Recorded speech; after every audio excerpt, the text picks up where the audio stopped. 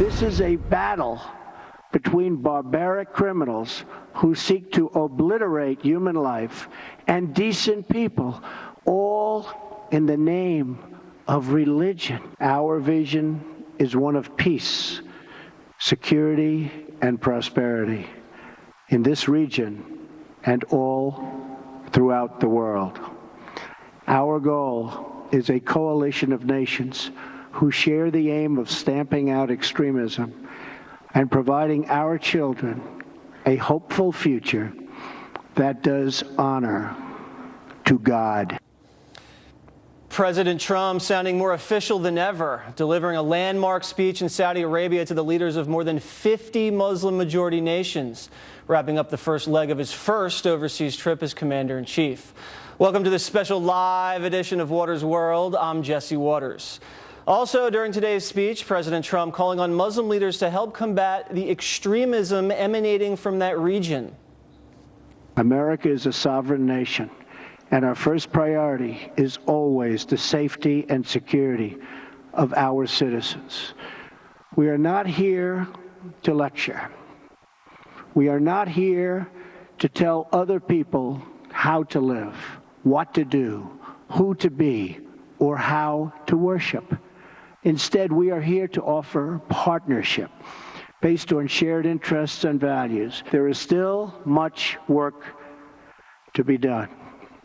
That means honestly confronting the crisis of Islamic extremism and the Islamicists and Islamic terror of all kinds. We must stop what they're doing to inspire, because they do nothing to inspire but kill. Religious leaders must make this absolutely clear. Barbarism will deliver you no glory. Piety to evil will bring you no dignity. Joining me now with his thoughts on Mr. Trump's speech and what it means for our future relations with the Mideast partners is former spokesman from the United Nations, Rick Grenell. So that was a heck of a speech the president delivered today. Very, very pro-American. You have America first. We're always going to protect our safety. But at the same time, we're going to have these Muslim nations lead this fight against Islamic terrorism, because we're not going to do it ourselves. They're the ones that need to be the tip of the spear. Was that the message? That was the exact message. In many ways, Jesse, this was different than President Obama and different than President Bush as well. What Donald Trump made clear is that American policies are going to be squarely about getting the region to clean up their own region. And I think that what he did today, by combining not only this speech, which was really a warning shot to religious leaders all across the region, but it was also something where he brought in trade. Yeah. He brought in one of the biggest trade deals ever in terms of military aid. Yeah, so it's when you combine the $10 billion that, we get benefits from that in terms of profits and in terms of jobs over here. But then that means the Saudis and some of their partners, they're going to take the military lead in combating not only the Islamic extremists in the region, but Iran. Iran was definitely the focal point. Didn't you also agree there, too? Yeah, I think the Iranian leaders looked at this speech and they didn't like it at all, because basically in Saudi Arabia you had more than 50 Muslim-majority nations trying to come together to really rally around the American president. Now, that is a juxtaposition with the last American president, who Iran felt closer to, and Saudi Arabia, remember, they didn't join the UN Security Council because the Americans, led by President Obama, were on the Security Council and they didn't want to be part of a hypocritical body. That's what they said.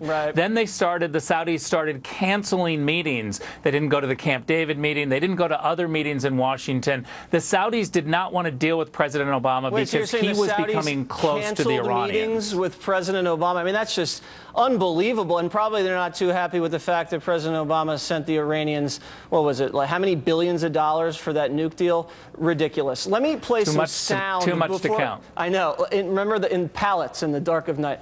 Let me play you some sound of former President Barack Obama giving the apology tour. Roll the tape.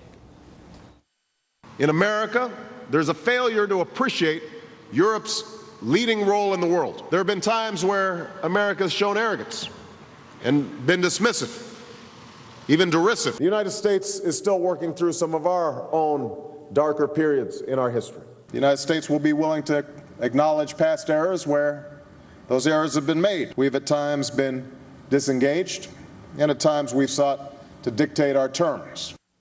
So there you had, well, President Bush before him, you're either with us or against us, and then President Obama apologizing for America and then retreating. What was President Trump's message today?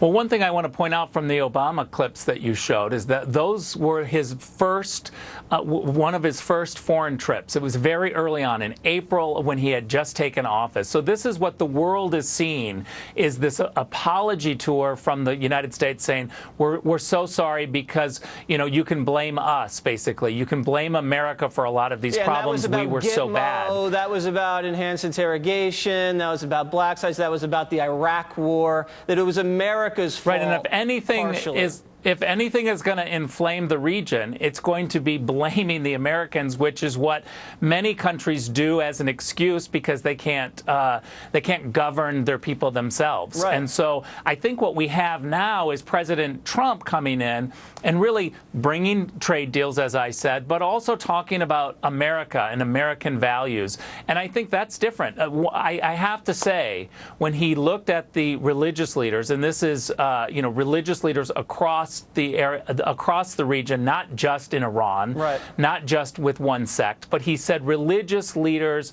must tell the truth and must tell their people, the suicide bombers, so to speak, that they are going to end up condemned. I thought that was a very real harsh moment. Yeah, that's but it was done powerful. in such a courteous way. Right, in a very graceful way, in a way that kind of takes the heat off of these people. And not only that, you have President Trump kind of putting the onus on these religious leaders. You have President Trump saying, we're not necessarily going to be ideological and think we're going to go into these regions and change everybody and create democracy. He was hinting that there was not going to be a big push for regime change and remaking the region. It was very realist. That was the sense. He acknowledges the limitations of American power in the Middle East and wants to forge kind of an Arab NATO so they can kind of maybe share some of the burden to cleaning up their own backyard.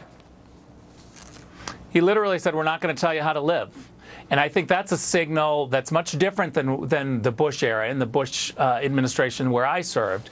And I think that Donald Trump is really reading the American people today, because let's face it, in the Republican primary of 17 different candidates, Donald Trump carved out a way to kind of say, we're not going to be nation builders. Right. We're still going to be strong. America's going to be first, but we're not going to do kind of what President Bush had done. I think that the lessons of 9/11, the pendulum swung too far with President Obama, and we're swinging back with Donald Trump, where he's learning from both President Bush's mistakes and from Donald Trump and from Barack Obama's mistakes, and he's becoming the Donald Trump where America is first, we're going to stand with you, right, but the political will has to be done in the region. Right. We can't do it for you. No, we can't, and by because the way, we've tried that. We'll have a whole bunch of and we'll have a whole bunch of trade deals with you. Right, let's sweeten the pot. It swung this way and then it swung that way, and hopefully we can now find a happy medium in the Middle East. I mean, it can't get much worse than it already is. Rick, thank you very much.